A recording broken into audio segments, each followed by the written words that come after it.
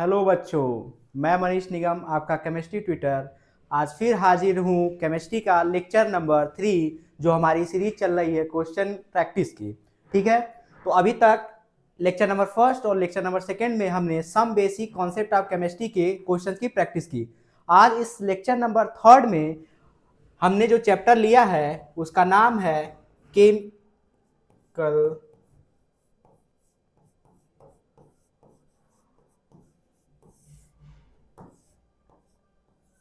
Chemical bonding और periodic table. तो आज के इस लेक्चर में हम पीरियोडिक टेबल के क्वेश्चंस की प्रैक्टिस करेंगे, जो बहुत ही इंपॉर्टेंट टॉपिक हमारा है और इनऑर्गेनिक केमिस्ट्री का फर्स्ट चैप्टर भी है। तो देर न करते हुए हम स्टार्ट करते हैं अपने क्वेश्चंस की प्रैक्टिस। आइए फर्स्ट क्वेश्चन देखते हैं जो हमारा है। देखिए, modern periodic law is based on. अगर जो हमारे हिंदी मीडियम के बच्चे हैं उनके लिए हिंदी में भी क्वेश्चंस हम टाइप करा देते हैं, ठीक है, ताकि मीडियम कोई भी हो, चाहे इंग्लिश हो चाहे हिंदी हो, प्रॉब्लम किसी को नहीं होगा। ठीक है, हम लोग ध्यान सबका रखते हैं। तो देखिए, फर्स्ट क्वेश्चन है कि आधुनिक आवर्त सारणी जो होती है वो किस नियम पर आधारित है। ठीक है, थोड़ा सा मैं आपको इसमें कॉन्सेप्ट बता देता हूं। देखिए, जब आपको तो ये पता होगा कि सबसे पहले जो पीरियोडिक टेबल बनाया था जिन साइंटिस्ट ने, मेंडलीव। आप लोग मेंडलीव का नाम तो सुना होगा। इन्होंने सबसे पहली बार आवर्त सारणी यानी पीरियोडिक टेबल बनाया था। तो जो मेंडलीव ने पीरियोडिक टेबल बनाया था सबसे पहला, वह पीरियोडिक टेबल जो बेस्ड था वो बेस्ड था एटॉमिक वेट पर। किस पे बेस्ड था सर? Atomic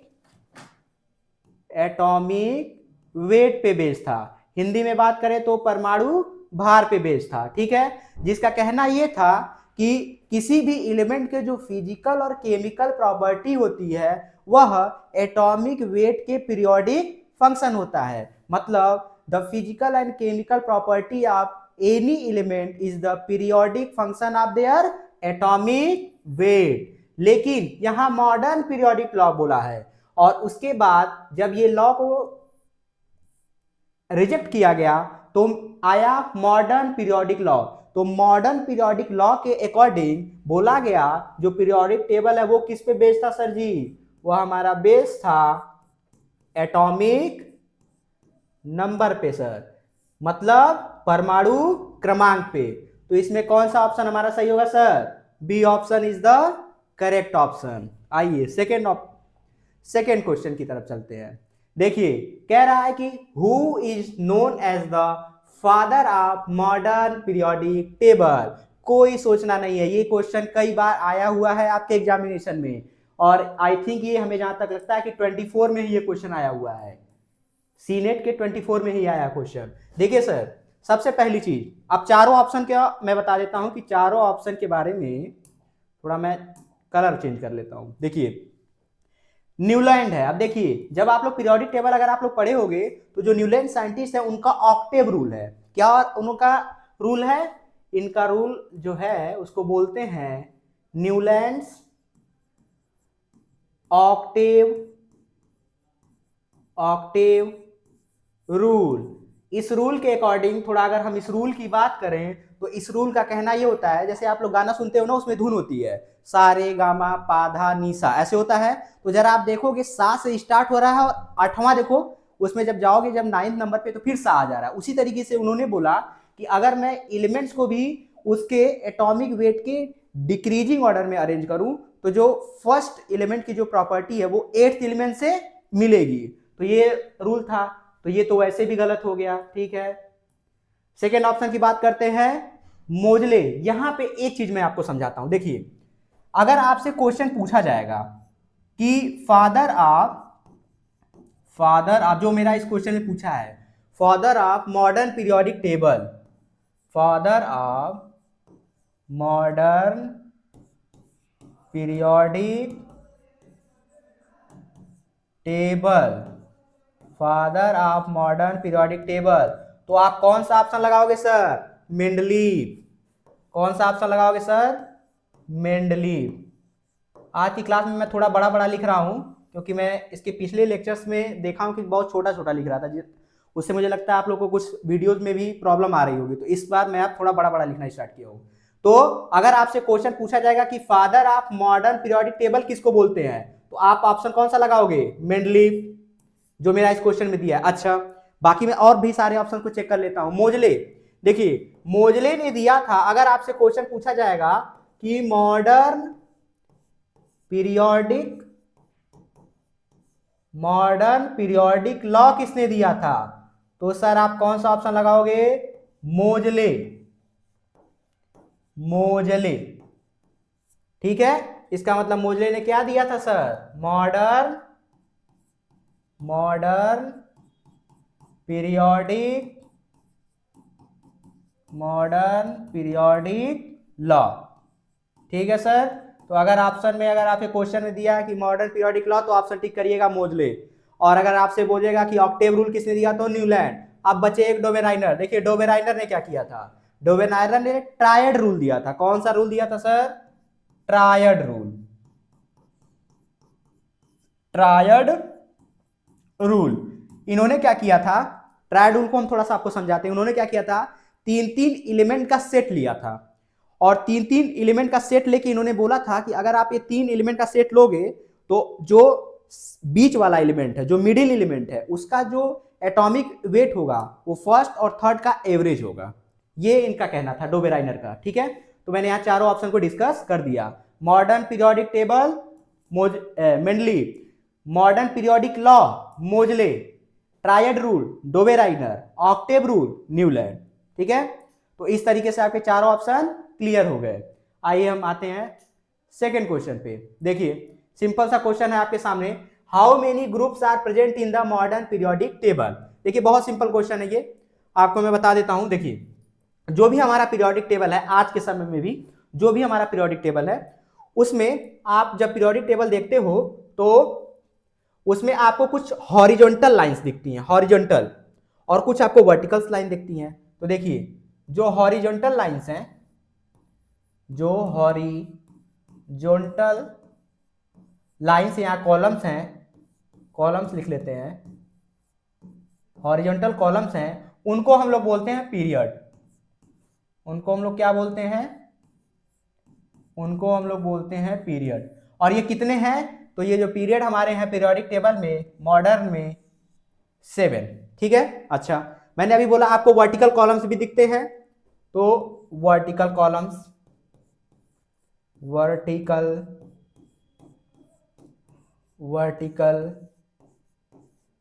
columns. और सर जी जो वर्टिकल कॉलम्स होते हैं उनको बोला जाता है ग्रुप्स। उनको क्या बोला जाता है सर जी? ग्रुप्स। और ये ग्रुप्स हमारे पास कितने हैं? 80। बोलिए सर, क्लियर हुआ? तो मॉडर्न पीरियोडिक टेबल में 7 हॉरिजॉन्टल हैं कॉलम्स, और मतलब लाइन होते हैं जिन्हें हम पीरियड बोलते हैं, मतलब 7 पीरियड हैं और 18 ग्रुप हैं। ठीक है, अच्छा तो इसमें कौन सा ऑप्शन सही हो जाएगा?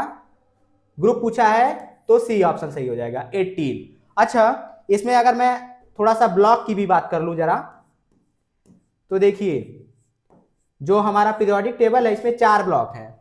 कितने ब्लॉक हैं सर? 4 ब्लॉक हैं। एक ब्लॉक है जिसको हम लोग बोलते हैं एस ब्लॉक, एस ब्लॉक। दूसरा ब्लॉक है जिसको हम लोग बोलते हैं पी ब्लॉक, पी ब्लॉक। और सॉरी, तीसरा जो ब्लॉक है उसको हम लोग बोलते हैं डी ब्लॉक।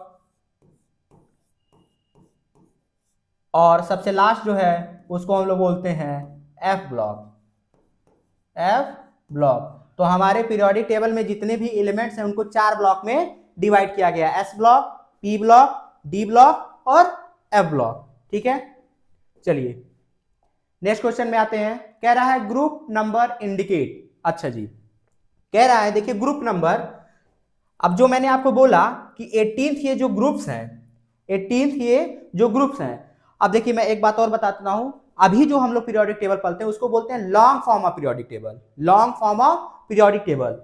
और ये जो long form of periodic table है, देखिए जो long form of periodic table है, लॉन्ग फॉर्म ऑफ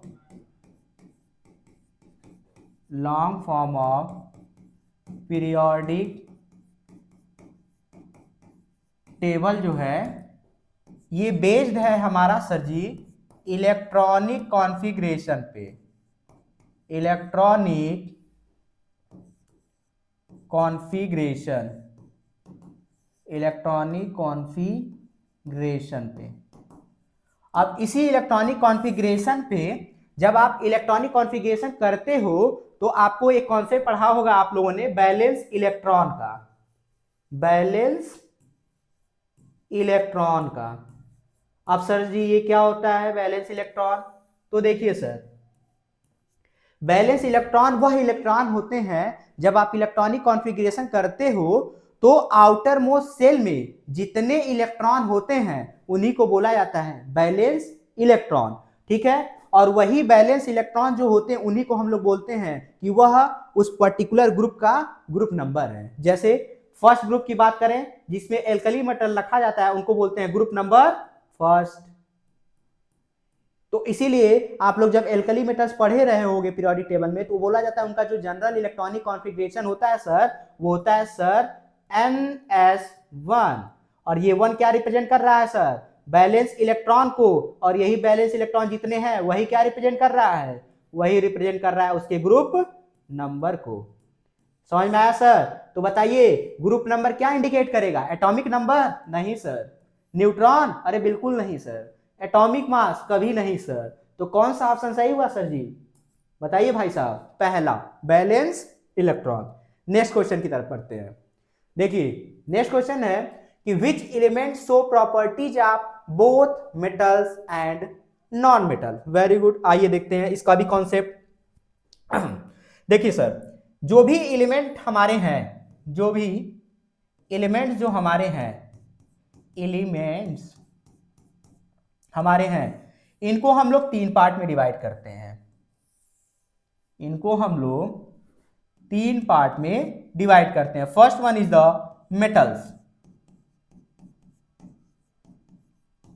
मेटल्स। दूसरा नॉन मेटल, नॉन मेटल्स। और तीसरा मेटलॉइड्स,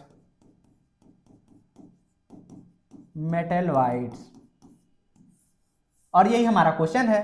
तो मैं आपको एक ट्रिक की मदद से यहां पे बता देता हूं कि कितने मेटलॉइड हमारे पीरियोडिक टेबल में हैं। सारा झंझट खत्म। आइए एक ट्रिक बताते हैं। देखिए पहले मेटल क्या होते हैं, देखिए मेटल क्या होते हैं, नॉन मेटल क्या होते हैं। देखिए मेटल्स ऐसे एलिमेंट्स होते हैं जो एक्वा सॉल्यूशन में इलेक्ट्रॉन लूज करते हैं। नॉन मेटल क्या होते हैं, नॉन मेटल ऐसे एलिमेंट होते हैं जो एक्वा सॉल्यूशन में इलेक्ट्रॉन गेन करते हैं, ठीक। मेटलॉइड क्या होते हैं, मेटलॉइड ऐसे एलिमेंट्स होते हैं जिनमें दोनों प्रॉपर्टी होती है, मेटल की भी प्रॉपर्टी नॉन मेटल की भी प्रॉपर्टी, ठीक है। अच्छा मैं आपको लिस्ट बताता हूं कि कितने मेटलॉइड्स हैं, कितने मेटलॉइड्स हमारे पीरियोडिक टेबल में हैं, ठीक है। अच्छा जी इधर देखिए, अब मैं एक स्टोरी के माध्यम से आपको समझाऊंगा कि कितने मेटलॉइड हैं। देखिए एक मेरा स्टूडेंट था जिसका नाम था आशु, एक मेरा स्टूडेंट था, क्या नाम था उसका? आशु। अब क्या होता था, वो डेली लेके आता था टिफिन, और उस टिफिन में रहती थी क्या, ब्रेकफास्ट में लोग क्या ले जाते हैं टिफिन में, रोटी और सब्जी, है कि नहीं। तो वो लेके आता था सब्जी, अब डेली लेके आता था तो मुझे भी दिखाता था सर खाएंगे, मैं बोलता था नहीं भाई। खाएंगे? नहीं भाई। एक दिन उसने पूछा और मेरा मन कर दिया, मैंने बोला लाओ भाई खा लेते हैं, तो लाओ भाई खा लेते हैं। तो जैसे ही सर मैंने उसकी सब्जी खाई तो मुझे ऐसा फील हुआ कि उसकी सब्जी बासी है, उसकी सब्जी बासी है। तो आप जैसे किसी की बासी सब्जी खा रहे हो और जैसे ही बासी सब्जी खाया मैंने, वो मेरे गले में अटक गया। तो मैंने क्या बोला, मैंने बोला उसको, हिंदी में पहले लिख देता हूं कि आंसू तेरी बासी बासी सब्जी। अब सब्जी को हिंदी में भैया लिख लो पहले, सब्जी अटक गई, अटक गई, ठीक है। अच्छा अब देखिए यहां हमारे सारे मेटलॉइड हो गए। आंसू से आर्सेनिक, टेलोरियम, बोरॉन, सी से सिलिकॉन, सब्जी से याद रखिएगा एसबी एंटीमनी, और अटक गई से याद रखिएगा एटी एस्टेटी। This is the all elements are behave like metalloid. ये सारे किसकी तरह काम करते हैं? मेटलॉइड। मतलब इनके अंदर मेटल की भी प्रॉपर्टी है और नॉन मेटल की भी प्रॉपर्टी है। बस मैं यहां पे एक बात और आपको बता दे रहा हूं, बोरॉन अभी थोड़ा सा अपडेट हो गया है कि बोरान को मेटलॉइड की लिस्ट से हटा दिया गया है, लेकिन पुराने जो क्वेश्चंस हैं अभी भी उसमें आंसर में ये बोरान आता है, तो ये आप याद रखिएगा। Arsenic, tellurium, boron, silicon, antimony और ये एस्टेटिन, ये सारे क्या हैं सर? मेटलॉइड हैं। तो अब ऑप्शन आप चेक कर लीजिए कौन कौन सा। कार्बन है? कार्बन है क्या मेरी लिस्ट में? नो सर, काट दीजिए। सोडियम है क्या सर? नहीं सर। ऑक्सीजन है सर? नहीं। सिलिकॉन। समझ में आया? आई थिंक आपको कॉन्सेप्ट समझ में आ गया होगा। और अगर आप लोग वीडियो को देख रहे हो, ठीक है, तो लाइक करिए, शेयर करिए और कमेंट भी करिए। और ये जो है, जो भी इंपॉर्टेंट कॉन्सेप्ट आते हैं, जो अगर आपको पहली बार है, उसको जरूर आप जो नोट्स बना रहे हो केमिस्ट्री का, नोट्स या बनाए हो या बना रहे हो, उसमें जरूर नोट कर लेना, ठीक है। अगर आपको पहले से पता है तो अच्छी बात है, नहीं पता है तो नोट कर लीजिए, ठीक है। आते हैं नेक्स्ट क्वेश्चन की तरफ। नेक्स्ट क्वेश्चन क्या है सर? डायगोनल रिलेशनशिप पूछ रहा है। चलिए सर, ये भी क्वेश्चन बहुत पूछा जाता है, नीट में भी आ चुका है, जेईई में भी कई बार आ चुका है, और आपके नर्सिंग एंट्रेंस एग्जामिनेशन में भी ये डिफरेंट एग्जाम में पूछा गया है और आने की पूरी संभावना रहती है। देखिए डायगोनल रिलेशनशिप क्या होता है। Diagonal diagonal relation diagonal relationship. अब देखिए डायगोनल रिलेशनशिप हम जब निकालते हैं तो उसमें हम किसी भी एलिमेंट का चार्ज अपॉन साइज रेशियो देखते हैं। क्या देखते हैं हम लोग? इसको बोलते हैं फाई। इसमें हम देखते हैं उस एलिमेंट का चार्ज अपॉन साइज रेशियो। जिन दो एलिमेंट का चार्ज अपॉन साइज रेशियो आपस में सेम होता है, हम बोलते हैं वह आपस में डायगोनल रिलेशनशिप शो करते हैं। तो ये कॉन्सेप्ट की बात तो छोड़िए, मुझे बस पेयर पता होना चाहिए कि कौन सा एलिमेंट किसके साथ डायगोनल रिलेशनशिप शो करता है। अब इसके भी ट्रिक मैं आपको देखता हूं। देखिए देखिए जैसे जो छोटे बच्चे होते हैं, उनको जनरली क्या होता है, आलू की सब्जी बहुत ज्यादा पसंद होती है। हम लोग भी बचपन में थे तो सब्जी कौन सा पसंद होता है, पापा कुछ भी सब्जी लाए, लेकिन खाते हम लोग आलू ही थे, ठीक है। तो अब देखिए क्या होता है,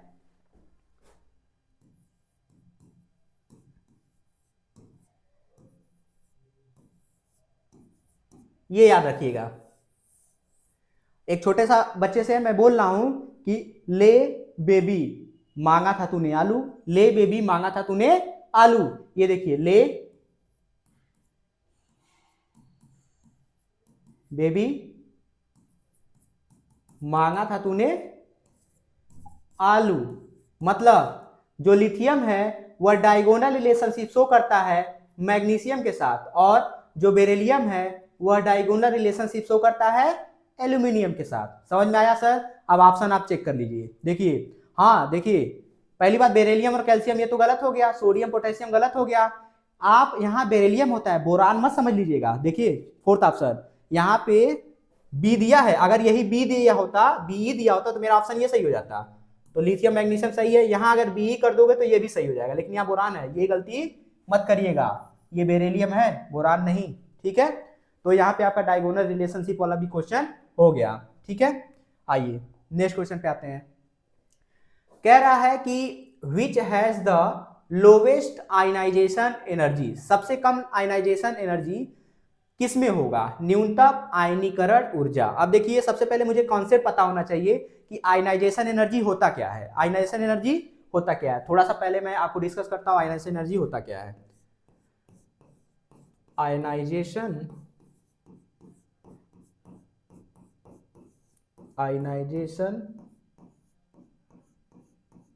एनर्जी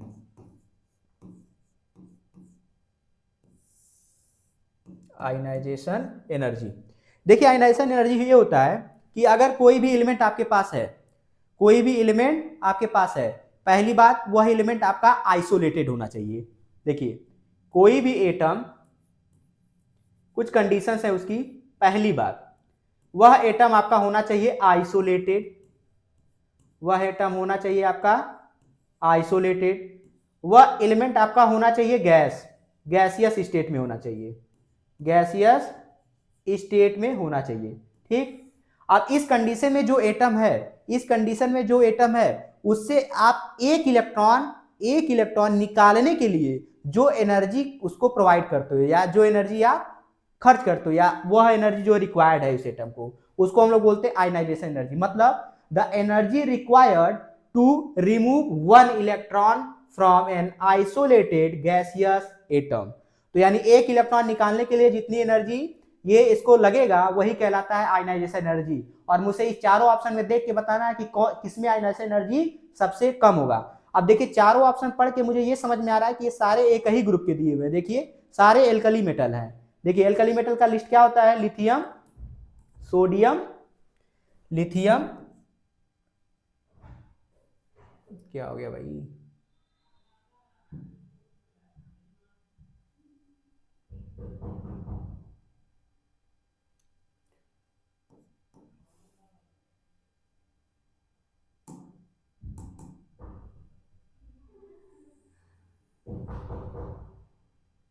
ये फ्रेम से बाहर चला जा रहा है भाई।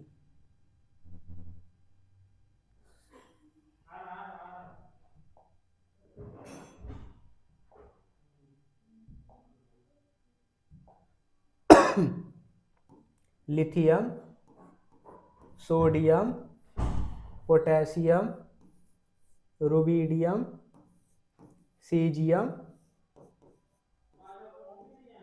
फ्रांसियम। ठीक है। अब हालांकि इसमें 4 ही दिया है, मैं पूरा बता दे रहा हूं।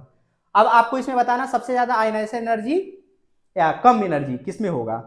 तो आप जानते होंगे कि जब भी हम ग्रुप में टॉप टू बॉटम जाते हैं, जब भी हम किसी ग्रुप में टॉप टू बॉटम जाते हैं तो atomic size will be increases. जो उसका साइज होता है एटम का वो बढ़ता है, वह साइज बढ़ता है। तो आप खुद देखिए जैसे जैसे नीचे जा रहे हो साइज क्या हो रहा है भाई साहब, बढ़ रहा है। तो मान लीजिए अगर कोई ऐसे छोटा सा एलिमेंट है वो धीरे धीरे जैसे नीचे जा रहा है उसका साइज बढ़ता जा रहा है, साइज बढ़ता जा रहा है, साइज बढ़ता जा रहा है। तो आप खुद ही सोचो अगर एटम का साइज बढ़ रहा है तो जो उसका आउटर मोस्ट इलेक्ट्रॉन है वह न्यूक्लियस से दूर जा रहा है, न्यूक्लियस से दूर जा रहा है।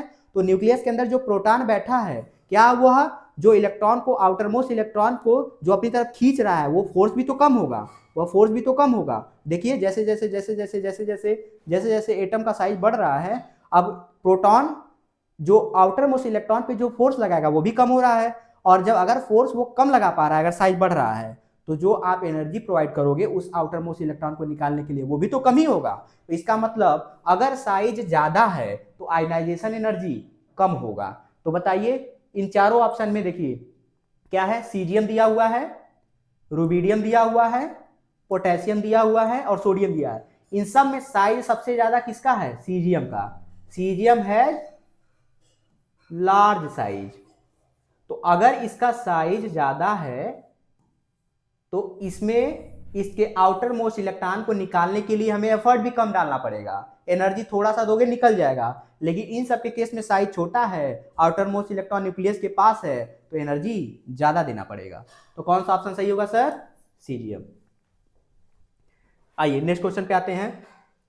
नेक्स्ट क्वेश्चन है कि which has the smallest ionization. अच्छा वहां देखिए ज्यादा कम पूछा था और यहाँ पे अच्छा ये दोनों सेम ही पूछा है। Smallest ionization energy in group 15, smallest ionization energy in group 15। अब देखिए ग्रुप 15,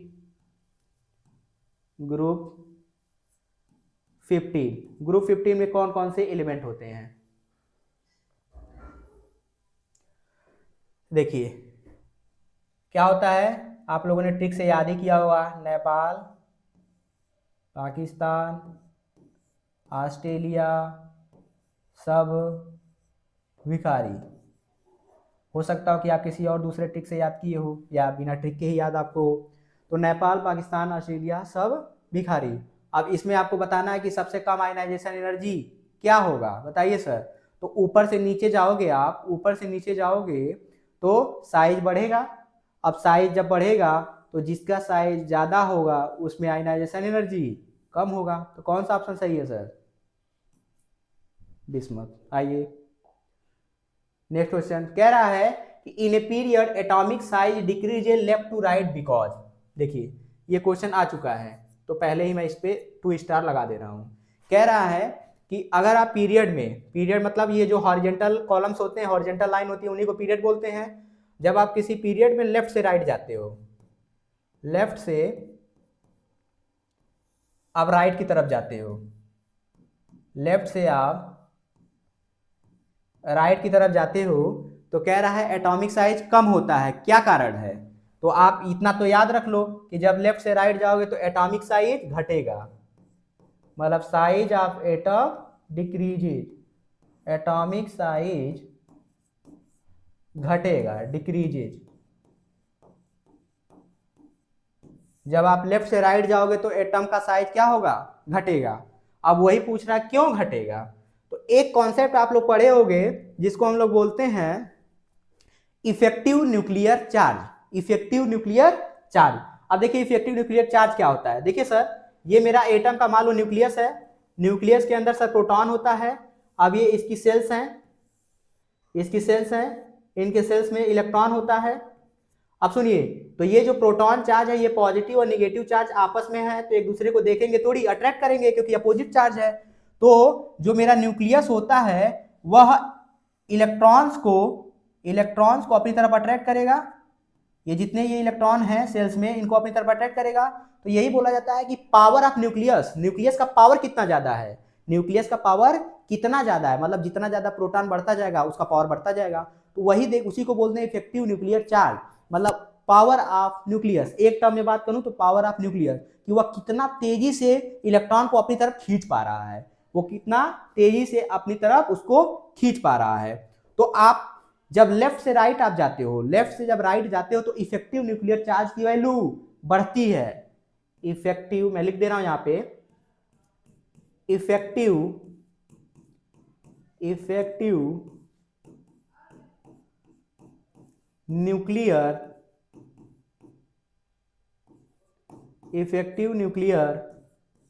चार्ज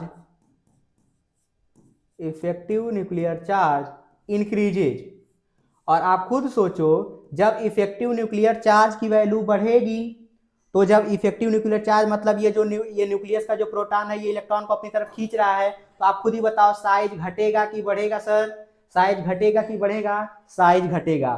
तो एटॉमिक साइज डिक्रीजेज, तो effective nuclear charge increases. Option आप देख लो, कह रहा बैलेंस इलेक्ट्रॉन इंक्रीजेज, गलत है भैया। Atomic mass increases, shielding effect increases, nuclear charge increases. ठीक है सर, वेरी गुड। तो न्यूक्लियर चार्ज बढ़ता है, इस वजह से उसका साइज घटता है। आइए नेक्स्ट क्वेश्चन पे आते हैं। कह रहा है कि which has the smallest atomic radius. अच्छा, रेडियस किसका सबसे कम होगा? Smallest atomic radius. अब देखिए कह रहा है लिथियम है, बेरिलियम है, बोरॉन है, कार्बन है। लिथियम है, बेरिलियम है, बोरॉन है और कार्बन है। अब आपको एटॉमिक रेडियस जब आप पढ़े होगे तो आपको पता हो एटॉमिक रेडियस 3 तरह की होती हैं। ठीक है, आयनिक रेडियस होती हैं, कोवेलेंट रेडियस होती हैं, वांडर वाल रेडियस होती हैं। ठीक है, अब आपको ये देखिए, ये सारे जो चारों ऑप्शन मेरे दिए हुए हैं एलिमेंट, ये सब पीरियड के एलिमेंट दिए हुए हैं। लिथियम जो होता है ये देखिए फर्स्ट ग्रुप का होता है, अब सब पीरियड वाले हैं। सेकेंड पीरियड के आपके एलिमेंट दिए हुए हैं, सेकेंड पीरियड के एलिमेंट दिए हुए हैं ये सब। ठीक है, तो अब देखिएगा, आपको पता है कि अभी मैंने अभी पीछे वाले क्वेश्चन में बताया कि जब आप लेफ्ट से राइट जाते हो तो साइज क्या होता है सर? घटता है। साइज क्या होता है सर? घटता है। लेकिन एक बात यहां तक रखिएगा, जो लास्ट में आपके नोबेल गैस होते हैं, नोबेल गैस होते हैं, नोबेल गैस होते हैं, इनका अपने पीरियड में जो साइज होता है वो सबसे बड़ा होता है, मतलब वो सबसे आगे आ जाते हैं सर। ठीक है, क्योंकि इसमें पाया जाता है wander wall radius, wander wall radius. तो यहाँ पे सबसे मजे की बात है कि कोई नोबेल गैस दिया नहीं है, बस ऐसे आप देख लो कौन सबसे इधर आएगा? कार्बन आएगा। तो कौन सा ऑप्शन सही हो जाएगा सर? कार्बन का जो एटॉमिक रेडियस है वो सबसे कम होगा। ठीक है, आइए नेक्स्ट क्वेश्चन पे। कह रहा है atomic number of element in group 15 and period 3 is. अच्छा, आपको कह रहा है, हिंदी वाले भी आप लोग बच्चे भी देखते रहना, समूह 15 और आवर्त 3 के तत्व का परमाणु क्रमांक क्या होगा। सॉरी, देखिए कह रहा है कि पीरियड थर्ड, मतलब जो भी एलिमेंट है वो थर्ड पीरियड का है। ठीक है सर, थर्ड पीरियड का है हमारा एलिमेंट। अच्छा जी, और ग्रुप 15 का है, ग्रुप 15 का है। अभी मैंने आपको बताया है जो ग्रुप 15 होता है उसको नाइट्रोजन फैमिली के मेंबर होते हैं। देखिए सर,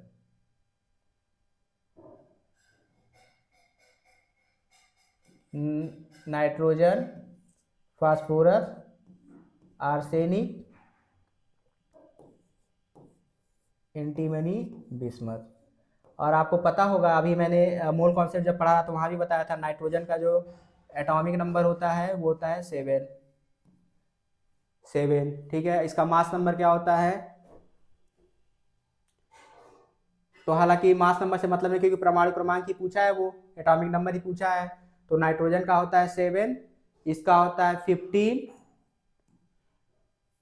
15 और उसके बाद 33। इसमें एक ऑप्शन दिख रहा है, अब देखिए इसमें जरा 18 आप जोड़ लीजिए 15 में, तो 33।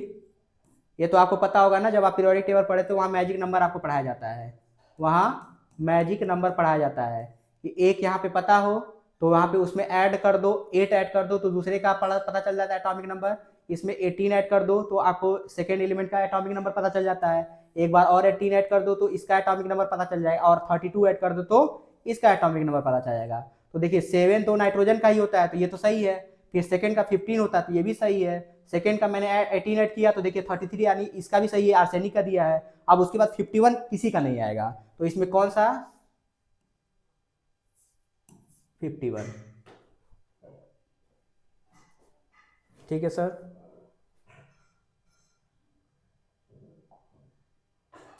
कह रहा है the valency of group 0 element is generally.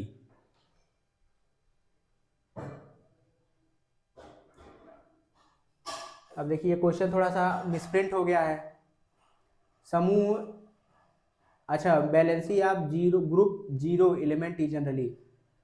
अब देखिए यहाँ पे थोड़ा सा क्वेश्चन, हालांकि उसको ऐसे बोलना चाहिए, यहाँ पे मैं इसको थोड़ा सा चेंज कर दे रहा हूँ क्योंकि ग्रुप नंबर 0 दे दिया है, तो वैलेंसी आप ग्रुप कुछ भी कर लो, मान लो 1 ही कर लो, क्या करना है, ग्रुप 1 कर लो, क्वेश्चन में आप थोड़ा सा चेंज कर लो, एल्कली मेटल कर लो, तो वैलेंसी आप ग्रुप 1 एलिमेंट ही जनरली, तो 0। देखो अगर मान लो अगर इसी क्वेश्चन को मैं सॉल्व करूँ, इरेज कर देता हूँ इसको मैं इरेज कर देता हूँ। देखो अब ये क्वेश्चन आया था, तो ये थोड़ा सा कंफ्यूज मत होना इस क्वेश्चन में। देखो क्या है, वो बोल रहा है कि अगर बैलेंसी 0 है, बैलेंसी 0 है तो जो उसका ग्रुप नंबर होगा वो क्या, वो भी 0 ही होगा। मैंने बोला है कि जितने बैलेंस इलेक्ट्रॉन वही उसका ग्रुप नंबर, तो बोल रहा है कि 0 बैलेंसी है तो 0 ग्रुप होगा। ठीक है, अगर मान लो बैलेंसी 1 होता तो 1 ग्रुप नंबर होता, 2 बैलेंसी होती तो 2 ग्रुप नंबर होता। कह रहा which group element are called halogens. Halogens बहुत कॉमन क्वेश्चन है ये। देखिए हेलोजेंस क्या होता है, जो 17th ग्रुप होता है, जो हमारा पीरियोडिक टेबल में 17th ग्रुप होता है, उसको हम लोग कॉमन नेम उसका है हेलोजेंस, उसको कॉमन नेम होता है हेलोजेंस। हेलोजेंस, अब देखिए हेलोजेंस में कौन कौन से एलिमेंट आते हैं, देखिए फ्लोरीन, क्लोरीन,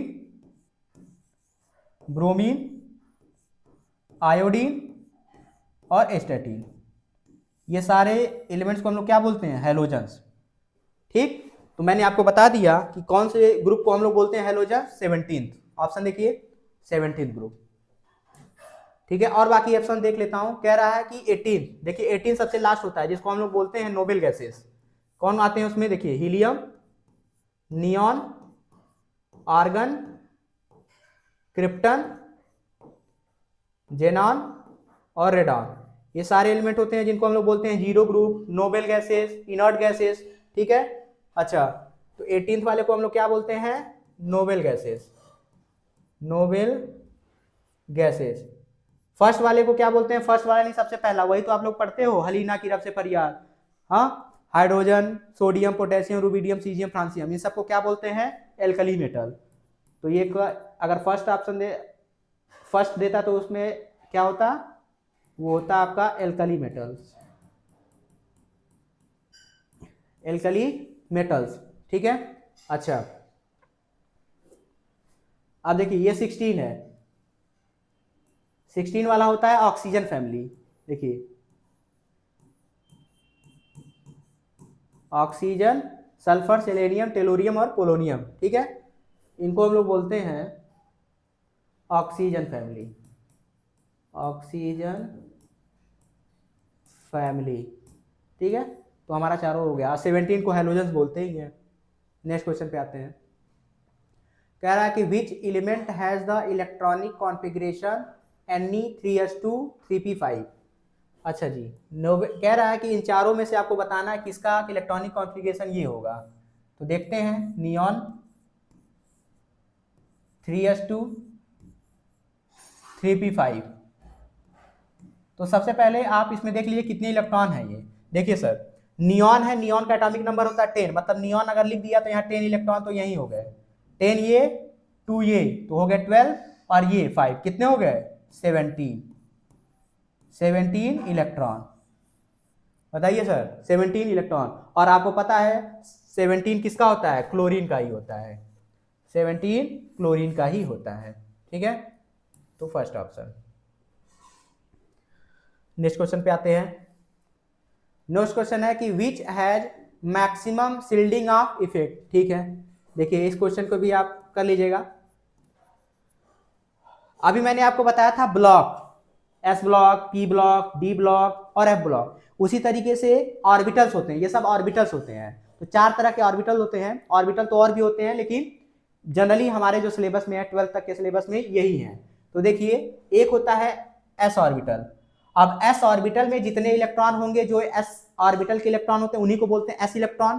पी ऑर्बिटल में जो इलेक्ट्रॉन होंगे उन्हीं को बोल देंगे P electron, and so on, D electron और एफ इलेक्ट्रॉन। इसमें आपको बताना है कि सबसे ज्यादा शिल्डिंग इफेक्ट किसका लगेगा।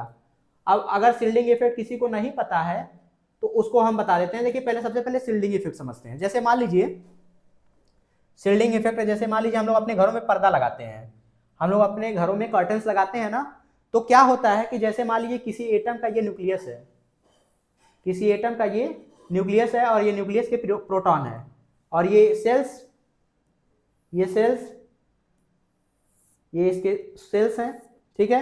अब मान लीजिए इन सेल्स में इलेक्ट्रॉन्स हैं, मान लीजिए सपोज दैट मैं इलेक्ट्रॉन 3-4 इसमें बना दे रहा हूँ, कुछ इसमें इलेक्ट्रॉन्स भर दे रहा हूँ, कुछ इलेक्ट्रॉन्स मैं इसमें भर दे रहा हूँ, कुछ इलेक्ट्रॉन मैं इसमें भर दे रहा हूँ, ठीक है। अब देखिएगा कि ये प्रोटॉन जितने भी इलेक्ट्रॉन हैं सबको अपनी तरफ अट्रैक्ट करने की कोशिश करेगा। बताइए सर, ये सबको अपनी तरफ अट्रैक्ट करने की कोशिश करेगा। अब जब सबको अपनी तरफ अट्रैक्ट करेगा, आप खुद देखिएगा कि ये जो प्रोटॉन है जो आउटर मोस्ट इलेक्ट्रॉन को अपनी तरफ अट्रैक्ट कर रहा है, तो ये बीच में, ये जो बीच वाले, इसके अंदर वाले जो सेल्स के इलेक्ट्रॉन है एक तरफ पर्दे का काम नहीं कर रहे हैं। देखिए ये क्या होगा, क्योंकि देखिए इलेक्ट्रॉन और इलेक्ट्रॉन है, इसके बीच में रिपल्सन भी तो लगेगा, इसके बीच में रिपल्सन भी लगेगा। और ये जो न्यूक्लियस है, न्यूक्लियस का प्रोटॉन जो है ये आउटर मोस्ट को, इसको भी अट्रैक्ट कर रहा है, इसको भी अट्रैक्ट कर रहा है, इसको भी अट्रैक्ट कर रहा है, इसको भी। और ये जो है बीच वाले इलेक्ट्रॉन एक पर्दे की तरह काम कर रहे हैं, जो ये इसको अट्रैक्ट करेगा उसको थोड़ा सा अट्रैक्शन को कम करेगा। तो शील्डिंग इफेक्ट क्या होता है कि जो इनरमोस्ट इलेक्ट्रॉन होते हैं, जो इनरमोस्ट इलेक्ट्रॉन होते हैं वो एक पर्दे की तरह काम करते हैं, एक शील्ड की तरह काम करते हैं। आप लोग देखे हो, आप लोग मूवी वगैरह तो देखते हो, उसमें जो कैप्टन अमेरिका का शील्ड है तो उसी को तो बोलते हैं शील्ड। तो शील्ड की तरह काम करता है, मतलब आउटर मोस्ट इलेक्ट्रॉन को जो न्यूक्लियस अपनी तरफ खींच रहा है और बीच में कहीं इलेक्ट्रॉन है, तो ये देखिए एक तरह के पर्दे का काम कर रहा है। तो जो ये अट्रैक्शन है, इस अट्रैक्शन को कम करेगा। तो ये कह रहा है कि शील्डिंग इफेक्ट सबसे ज्यादा किसका होता है। तो देखिए जो एस इलेक्ट्रॉन होते हैं, जो एस के इलेक्ट्रॉन होते हैं, एस ऑर्बिटल के इलेक्ट्रॉन, इनकी शील्डिंग सबसे ज्यादा होती है। क्यों? क्योंकि जो एस ऑर्बिटल होता है वो न्यूक्लियस के सबसे पास होता है। तो जो न्यूक्लियस के सबसे पास होगा वही तो अच्छा शील्डिंग देगा। बोलो भाई, ये मेरा न्यूक्लियस समझ लो, एस इसके पास है, इसके बाद पी है, इसके बाद डी है और इसके बाद एफ है। तो जो ज्यादा दूर होगा वो सबसे खराब शील्डिंग देगा, जो पास होगा वो सबसे अच्छा शील्डिंग देगा। तो ये देखिए, एस इलेक्ट्रॉन का शील्डिंग सबसे ज्यादा, उसके बाद पी इलेक्ट्रॉन की शील्डिंग, उसके बाद डी इलेक्ट्रॉन की शील्डिंग और सबसे कम या सबसे खराब एफ इलेक्ट्रॉन की शील्डिंग। तो मैक्सिमम पूछा है, तो मैक्सिमम किसका हो जाएगा? एस इलेक्ट्रॉन्स का। आइए नेक्स्ट क्वेश्चन पे आते हैं। कह रहा है कि which has the lowest electronegativity, सबसे कम इलेक्ट्रोनिगेटिविटी किसका होगा। देखिए अभी मैंने एक कॉन्सेप्ट बताया, अब देखिए इसमें सारे, देखिए ये सेकेंड ग्रुप के दिए हुए हैं सब, पहले लिख लीजिए। देखिए बेरिलियम, अरे बेरिलियम लिख रहा हूँ, सॉरी,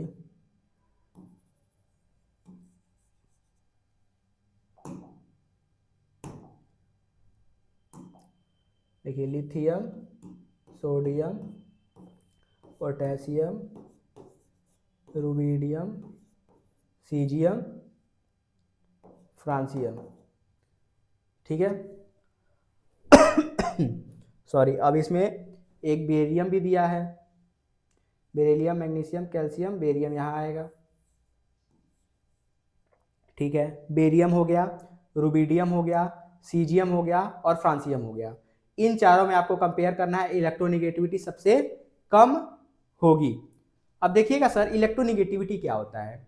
इलेक्ट्रोनिगेटिविटी ऐसी प्रॉपर्टी होती है जो शेयर्ड पेयर इलेक्ट्रॉन को अपनी तरफ खींच सके, जो शेयर्ड पेयर ऑफ इलेक्ट्रॉन को अपनी तरफ खींच सके, ठीक है। अब देखिए जैसे जैसे आप ऊपर से नीचे जाओगे, जैसे जैसे आप ऊपर से नीचे जाओगे, बताइए साइज बढ़ेगा, सारा कॉन्सेप्ट अभी पीछे ही बताया हूं, साइज सर बढ़ना है, ठीक है सर, तो साइज बढ़ जाएगा। तो अब आप खुद बताइए कि सबसे बड़ा साइज किसका होगा? फ्रांसियम का, सबसे बड़ा साइज फ्रांसियम का। और अगर साइज फ्रांसियम का सबसे बड़ा है तो वह न्यूक्लियस से दूर होगा, और वह न्यूक्लियस से अगर दूर होगा तो आप बताइए सर, अगर न्यूक्लियस से ज़्यादा दूर है तो शेयर्ड पेयर इलेक्ट्रॉन को खींच भी तो कम ही पाएगा, क्योंकि यहाँ पे लोवेस्ट ही पूछा है। तो किसका होगा? क्योंकि साइज सबसे इसका बड़ा, साइज अगर इसका सबसे बड़ा है तो शेयर्ड पेयर इलेक्ट्रॉन को खींच बहुत, मतलब खींच पाने की जो ये क्षमता होगी बहुत खराब होगी, और क्योंकि यहाँ लोवेस्ट ही पूछा था तो ऑप्शन हमारा सही हो गया, फ्रांसियम, ठीक है। आते हैं नेक्स्ट क्वेश्चन। कह रहा है कि which is the correct order of atomic size, atomic size का ऑर्डर क्या होगा। अभी मैंने आपको बताया ऊपर से नीचे जाओगे तो साइज बढ़ना है, तो लिथियम है, सोडियम है, पोटेशियम है, रुबिडियम है, सीजियम है और फ्रांसियम है। सबसे बड़ी साइज फ्रांसियम की, सीजियम की, रुबिडियम की, पोटेशियम की, सोडियम की, और सबसे छोटा साइज होगा लिथियम का। ऑप्शन आप देख लीजिए कौन सा सही है। सबसे बड़ा इसमें साइज किसका दिखा रहा है? सोडियम का, पोटेशियम और लिथियम से। अरे भाई साहब क्या गलत है, लिथियम का देखो सबसे ज़्यादा दिखा रहा है, गलत है। Lithium, sodium, potassium, first option मुझे लग रहा है, ठीक है। तो ये है, बस ऊपर से नीचे जाओगे तो आपका साइज क्या होगा? बढ़ेगा, और लेफ्ट टू राइट जब जाओगे तो साइज घटेगा। कह रहा है which pair of electron are noble gas. देखिए नोबेल गैस कौन होते हैं? अभी मैंने आपको बताया था जो 18th ग्रुप होता है, जो 18th ग्रुप के एलिमेंट्स होते हैं, 18 ग्रुप के एलिमेंट होते हैं, उन्हीं को 3 नाम है। सबसे पहला, इन्हीं को बोलते हैं जीरो ग्रुप, इन्हीं को बोलते हैं इनॉर्ट गैसेस, इनॉर्ट गैसेस, इन्हीं को हम लोग बोलते हैं नोबेल गैसेस, इन्हीं को हम लोग बोलते हैं नोबेल गैसेस, ठीक है सर। और क्या क्या होता है? Helium, neon, argon, krypton, xenon और रेडॉन, ठीक है सर। तो कौन सा ऑप्शन सही हो जाएगा? फर्स्ट ऑप्शन, नियॉन और आर्गन। आइए नेक्स्ट क्वेश्चन पे आते हैं। कह रहा है कि which is the most abundant element in the universe, पूरे यूनिवर्स में सबसे ज्यादा क्या है? कह रहा है कार्बन है, नहीं। हीलियम नहीं। हाइड्रोजन नहीं। सबसे ज़्यादा यूनिवर्स में कौन सा है? ऑक्सीजन। ठीक है, मोस्ट एबंडेंट एलिमेंट। और आपसे पूछा था कि सबसे ज़्यादा कौन सा है जो गैस है, तो नाइट्रोजन 78%। आइए नेक्स्ट क्वेश्चन पे, कह रहा है कि which is the most abundant metal in earth crust. अब कौन सा मेटल है जो अर्थ क्रस्ट में सबसे ज्यादा है? तो सबसे ज्यादा अर्थ क्रस्ट, ये याद रखिएगा, एल्युमिनियम होता है। Aluminium is the one metal which are found maximum in earth crust. Next question पे आते हैं। नेक्स्ट क्वेश्चन है कि which block elements are alkali metal. देखिए कितना इजी क्वेश्चन है। मैंने अभी आपको बताया था जो एस ब्लॉक होता है, एस ब्लॉक में दो ग्रुप हैं। एस ब्लॉक में दो ग्रुप हैं। एक ग्रुप को बोला जाता है एल्कली मेटल,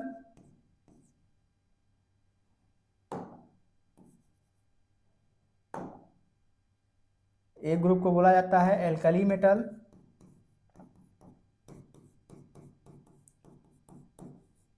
और एक ग्रुप को बोला जाता है एल्कलाइन अर्थ मेटल।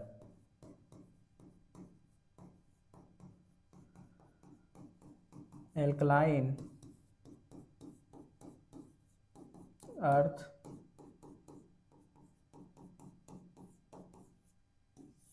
मेटल्स। अब देखिए एल्कली मेटल्स कौन कौन से होते हैं, एक बार फिर लिख दे रहे हैं आपके लिए। Lithium, sodium, potassium, rubidium, caesium और फ्रांसियम। ठीक है। एल्कलाइन अर्थ मेटल की अगर बात करें तो beryllium, magnesium, calcium, strontium, barium और रेडियम। ठीक है। तो एस ब्लॉक में एल्कली मेटल रखे गए हैं। एस ब्लॉक वाले मेटल क्या बोलते हैं? एल्कली मेटल और एल्कलाइन अर्थ मेटल दोनों ही रखे गए हैं। तो एल्कली मेटल पूछ रहा है तो ऑप्शन हमारा कौन सा सही हो गया? S block. ठीक है। आइए नेक्स्ट क्वेश्चन पे आते हैं। कह रहा है कि the element with the lowest first ionization enthalpy among third period. Third period element में सबसे कम आयनाइजेशन एनर्जी किसका होगा? देखिए ऑप्शन देखिएगा, पहला दिया है सोडियम।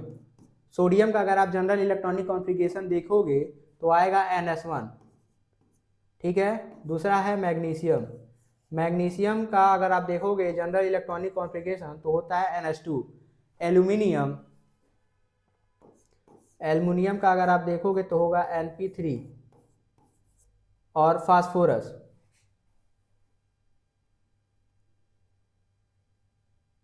फास्फोरस फास्फोरस का देखोगे तो आ जाएगा NP5। ठीक है, क्योंकि वो है आपका फास्फोरस नाइट्रोजन वाले ग्रुप का, नाइट्रोजन फैमिली का मेंबर है। ठीक है। अब उसने पूछा है कि लोवेस्ट फर्स्ट आयनाइजेशन। अब देखिए अभी मैंने आपको आयनाइजेशन एनर्जी समझाया था, तो मैंने बोला था कि कोई एटम है उसके एक इलेक्ट्रॉन को निकालने के लिए जो एनर्जी रिक्वायर्ड होता है वही होता है आयनाइजेशन एनर्जी। अब फर्स्ट आयनाइजेशन एनर्जी का मतलब होता है कि आप पहला इलेक्ट्रॉन निकाल रहे हो। अगर आप पहला इलेक्ट्रॉन निकालने के लिए जो एनर्जी सप्लाई कर रहे हो या उसको जो रिक्वायरमेंट है उसी को बोलते हैं फर्स्ट आयनाइजेशन एनर्जी। और सेकंड अगर इलेक्ट्रॉन निकाल रहे हो तो सेकंड आयनाइजेशन एनर्जी, थर्ड निकाल रहे हो तो third ionization energy and so on. तो इसमें कह रहा है कि फर्स्ट आयनाइजेशन मतलब आपको अब इन चारों ऑप्शन में ये देखना कि जब आप पहला इलेक्ट्रॉन निकालने जाओगे तो सबसे कम एनर्जी किसमें देना पड़ेगा, सबसे कम एनर्जी किसमें देना पड़ेगा। ठीक है, ये क्वेश्चन है। तो जरा देखिएगा सर, अब देखिए इसमें आपको ये चेक करना पड़ेगा। जरा हम मैग्नीशियम के केस में देखते हैं, सोडियम के केस में देखते हैं, एल्युमिनियम के केस में देखते हैं और फास्फोरस के केस में देखते हैं। आपको एक बात बता दूं, अगर आप आयनाइजेशन एनर्जी दे रहे हो तो अगर कोई चीज स्टेबल है तो उसमें एनर्जी ज्यादा देना पड़ेगा, और कोई चीज अगर स्टेबल नहीं है तो एनर्जी कम देना पड़ेगा। तो क्या होता है, कॉन्सेप्ट होता है कि अगर ऑर्बिटल आपका आधा भरा हुआ हो, हाफ फिल्ड ऑर्बिटल, या एल होगा, हाफ, इरेज कर देते हैं।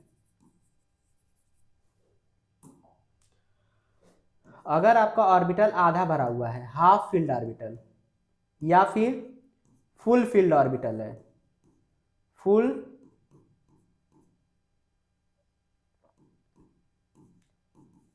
फील्ड ऑर्बिटल है, समझ लीजिए। अब अगर आपका ऑर्बिटल है, आधा भरा हुआ है या फुल भरा हुआ है, तो उसमें आपको एनर्जी ज़्यादा देना पड़ेगा क्योंकि ये ज़्यादा स्टेबल हो, और उसमें भी फुल वाला ज़्यादा स्टेबल है, उसके बाद हाफ है। आपको ये देखना है कि कौन सा ज़्यादा, देख लीजिए पूरा भरा हुआ है या आधा भरा हुआ है। तो आप देखिएगा NH2, अब आपको पता होगा कि s ऑर्बिटल में 2 ही इलेक्ट्रॉन मैक्सिमम हो सकते हैं, 2 से ज़्यादा तो होते भी नहीं है, ठीक। तो अगर NH2 है तो यानी फुल फील्ड है, तो इसमें एनर्जी ज़्यादा देना पड़ेगा। ये देखिए हाफ फील्ड है, इसमें भी ज़्यादा देना पड़ेगा। NP3, अब आपको ये पता हो कि P जो सबसेल होता है उसमें 3 ऑर्बिटल होते हैं, मतलब उसमें मैक्सिमम कितने इलेक्ट्रॉन हो सकते हैं, 6, और हैं कितने, 3, मतलब आधा भरा हुआ है। और यहाँ पे P में देखिएगा, यहाँ कंडीशन आधा वाला तो है नहीं, 5 हैं, तो 1 2 कितने हो गए, 3 4 और 5, ये इलेक्ट्रॉन आप निकाल रहे हो, तो इसमें आपको सबसे कम एनर्जी देना पड़ेगा। समझ में आया कि नहीं आया? तो आप अगर इस तरह के क्वेश्चंस आते हैं तो आप ऐसे ही और इलेक्ट्रॉनिक कॉन्फ़िगरेशन निकाल के चेक कर लिया करिए। नेक्स्ट क्वेश्चन पे आते हैं। कह रहा है कि which of the following does not form amphoteric oxide. देखिए ये क्वेश्चन इंपॉर्टेंट है, एम्फोटेरिक ऑक्साइड वाला क्वेश्चन पूछता है। तो सबसे पहले मैं आपको बता देता हूँ एम्फोटेरिक क्या होता है। एम्फोटेरिक एलिमेंट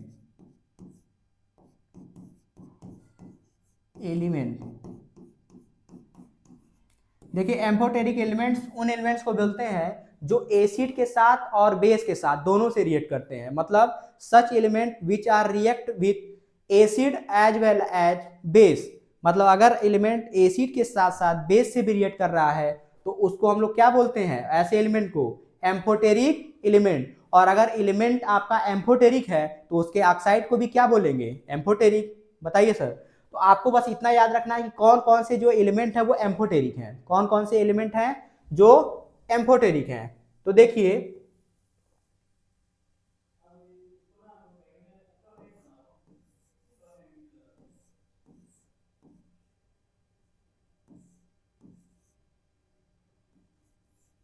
अब देखिए इसमें मेरा एक ट्रिक है, कौन कौन से एम्फोटेरिक एलिमेंट जो होते हैं वो कौन कौन से एलिमेंट हैं जो एम्फोटेरिक हैं।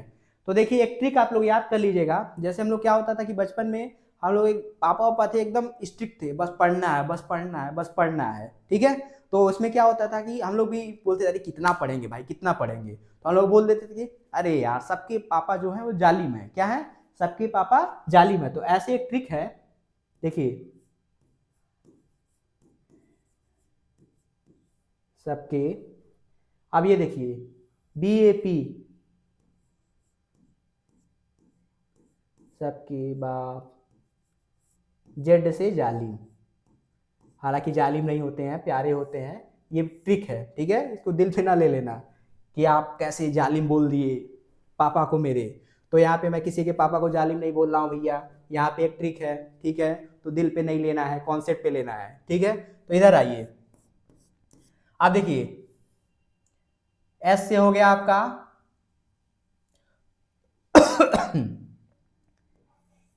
सेलेनियम, B से हो गया बेरिलियम, A से हो गया एल्यूमिनियम, P से हो गया लेड और Z से हो गया जिंक। ये जो एलिमेंट होते हैं इनको हम लोग बोलते हैं एम्फोटेरिक एलिमेंट। और अगर इनके ऑक्साइड आप लोगे, अगर इनके ऑक्साइड लोगे तो इनके ऑक्साइड भी कैसे होते हैं, एम्फोटेरिक। अब ऑप्शन आप चेक कर लीजिए, जिंक दिया है, बिल्कुल दिया है। एल्युमिनियम दिया है, बेरिलियम दिया है, कैल्शियम ही मिस मैच हो रहा है, तो यही एम्फोटेरिक ऑक्साइड नहीं है। बताइए सर, समझ में आया कि नहीं आया? तो इसको भी नोट कर लीजिएगा। अगर आपको पहले से पता है तो बहुत अच्छी बात है, नहीं पता है तो कृपया करके इसको नोट कर लीजिएगा। चलिए, तो ये पीरियोडिक टेबल का लेक्चर नंबर फर्स्ट था, जिसमें हमने कुछ बहुत ही इंपॉर्टेंट पीरियोडिक टेबल के कुछ क्वेश्चंस की प्रैक्टिस कराई। और देखिए क्वेश्चन इसी पैटर्न पे ही आते हैं, बहुत ज़्यादा टफ नहीं आएंगे, बहुत ज़्यादा इजी नहीं आएगा, मॉडरेट लेवल का आएगा, थोड़ा सा ट्रिकी होगा, ठीक है। तो ये अच्छे से आप अपनी तैयारी करते रहिए, इन क्वेश्चंस की प्रैक्टिस जरूर कर लीजिएगा। आज के लेक्चर में मैंने बहुत सारे कॉन्सेप्ट बताए, जैसे मेटालॉइड आपको कैसे लर्न करना है, एम्फोटेरिक वाला कैसे लर्न करना है, ठीक है। तो ये सब आप अच्छे से देख लीजिएगा, और अपना नोट्स अगर आप बना रहे हो तो नोट्स में इन पॉइंट्स को अगर आपको नहीं पता है या कुछ नई चीज़ मिले तो उसको नोट जरूर कर लीजिएगा। ठीक है, तो चलिए आप लोग अपनी पढ़ाई करते रहिए, फिर मिलते हैं नेक्स्ट क्लास में। तब तक के लिए बहुत बहुत धन्यवाद। जय हिंद, जय भारत।